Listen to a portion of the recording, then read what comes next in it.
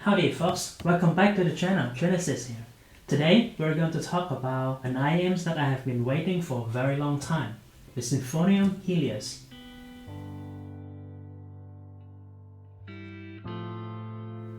The Helios came in a very small box. I was surprised by how small the box actually is comparing to the size of the IEMs and the price it carries. Even the carrying case is also surprisingly small next to a usual carrying case, for example this one from 64 Audio. Inside the box you will find two kinds of ear tips, and for me the most impressive thing is the personal thank you note with a signature from the curators at the Symphonium. Regarding the earpiece themselves, I must say Helios is one of the most difficult IEMs to wear that I have ever come across. So it is not the size of the earpiece that are problematic, it is the length of the nozzle. So one way to think about it is nozzles of Helios are so long that I can wear it in 3 different ways, and each way of wearing have a different sound signature. So for example, I can pull my ears and put the IEMs on the way inside just like how I wear an automatic IEM. In that configuration, the soundstage will get smaller, narrower, mostly inside the head, but I hear a very high level of treble extension, incredible resolution, details. However, it can get uncomfortable pretty quickly. On the opposite end of the spectrum, you can wear Helios very shallow, so the IEM just barely seal against the outer part of your ear canals. So in that kind of configuration, you would find Helios to have unusually wide soundstage. It's just like every instrument on the stage are pushed further away from your head, so it's like a dome of sound around your face. But I would say in that configuration, you would have problems with the treble, because that is not how Helios is supposed to be used. So you would have the trebles would become picky and harsh, it would impact the sense of treble extension, so you would lose that sense of laser sharp clarity that you will have with the deep insertion. So personally, for me, I choose the medium deep insertion. So I still pull the ears, push the IEMs in, but I just stop the nozzle right before it passes the first bend of my ear canal. So it is more comfortable, but I still have that sense of unusually large soundstage that I have in the shallow fit, without the problems in the treble as a shallow fit.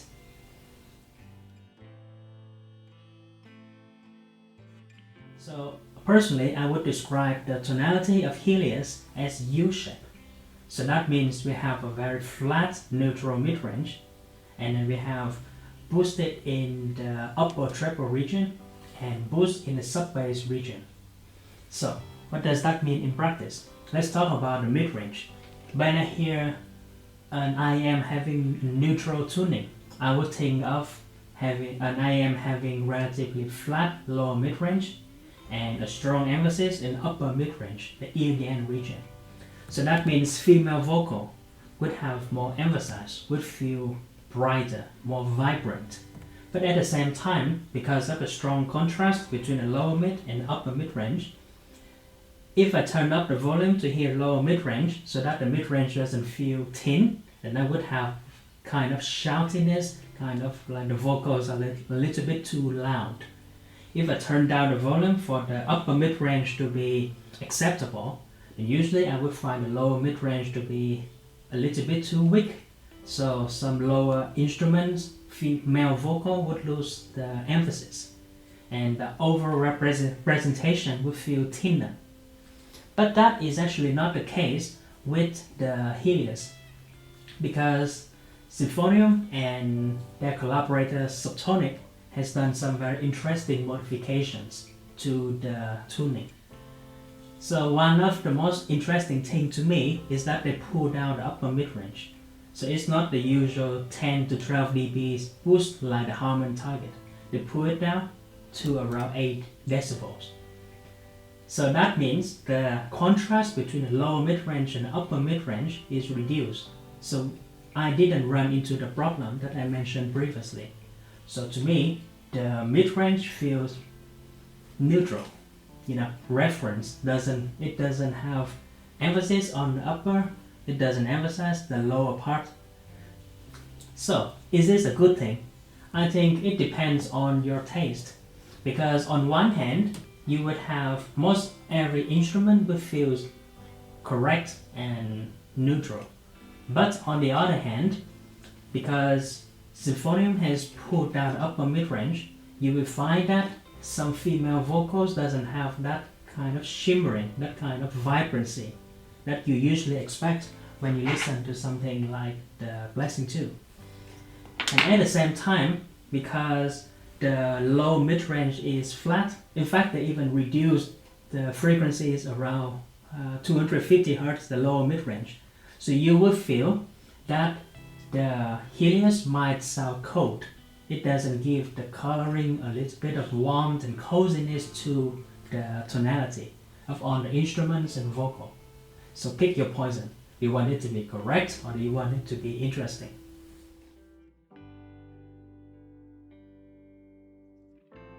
The bass response of Helios is interesting in the sense that it has very strong sub-bass boost, but at the same time Helios cuts the frequency around what we usually say the mid bass region. So that means to my ears that the bass response of Helios is So to me, I found that the bass response of Helios is somewhat inconsistent from track to track. So when I listen to some EDM, some electronic music which focus in the sub bass, I would find Helios to be pretty basic, so you can feel the kick of the bass in your throat, which is good. But then at the same time, when I switch to a different track that is usually bassy, suddenly I feel that there's no bass, because the bass of those tracks actually in the mid bass region, the bass where you can hear like the thumping sound, but not the bass that you can feel. So if your music emphasizes in the mid-bass region, you'll feel Helios to be very bass-light. But most of the time, the bass feels natural and physical thanks to the boost in the sub-bass region. Another interesting aspect of the bass response and dynamic of Helios is just how fast, how snappy the transients feel. So what it means is, for example, when you listen to an orchestra and there's a downbeat, that orchestra would just slamming. So with Helios, it just get right in. It's a slam. It doesn't go like very slow and smooth. It will just get right there. So that gives this IM a sense of energy, a sense of speed and dynamic. That makes it still interesting, even though the mid bass is sucked out.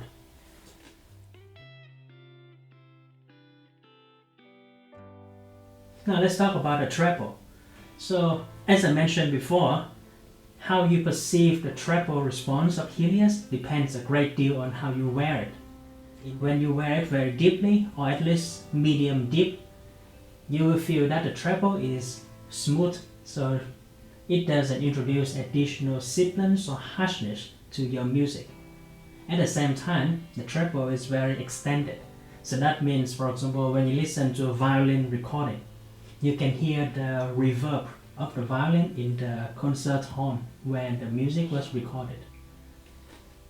And you can also hear more micro details. For example, when the bow scratch against the string, those details will pop out because the way the upper treble energy is emphasized. And at the same time, high-pitched instruments, for example cymbals, hats, chimes, are still very present in the mix without becoming splashy or piercing.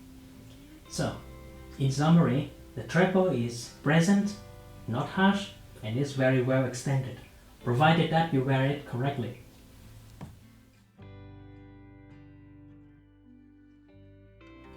let's talk about the resolution of Helios. One of the strengths of Helios that you would hear immediately when you put it on is just how crisp and well defined every instrument and vocals seems to be. Because like I mentioned when we talk about the bass and dynamic, Helios just get right in there in terms of the transient response. So because of that, every instrument would have a very well defined boundary. The note attack would start immediately, crisp and clean. At the same time, thanks to the treble extension, you will also hear more nuances and details. So for example, when you put on a very sparse, clear violin solo and just focus on the violin, you will hear more texture and nuance in the violin comparing.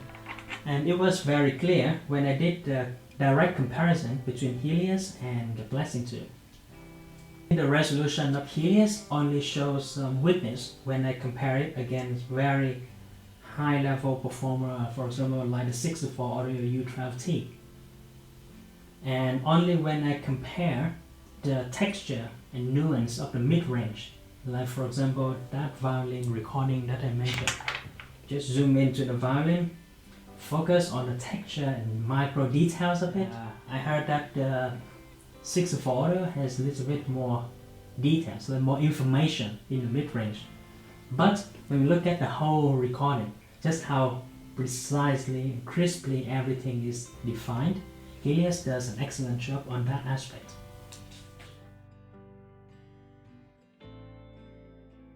Now, let's talk about soundstage and imaging.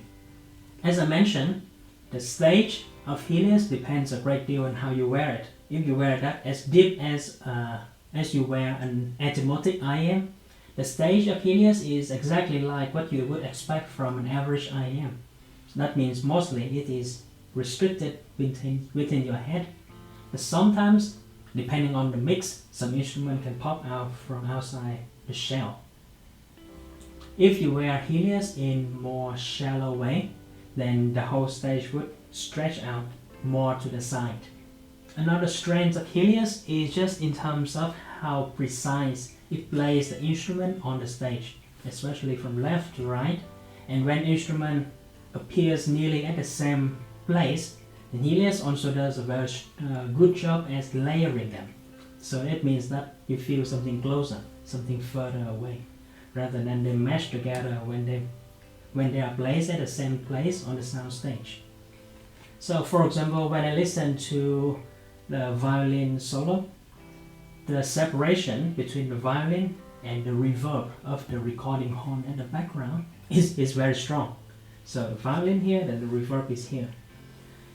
If I have something to criticize about the imaging of Helios, I would say the reverb doesn't create like a sense of like a dome of sound around you. It's more like the instrument here, then reverb here. It's like it's kind of like listening to the speakers rather than listening to an IMs or headphone that go on wrap around your head.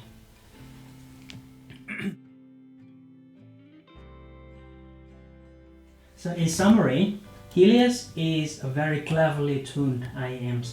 It's very well tuned, it is neutral, uncolored, but it's not boring. At least to me.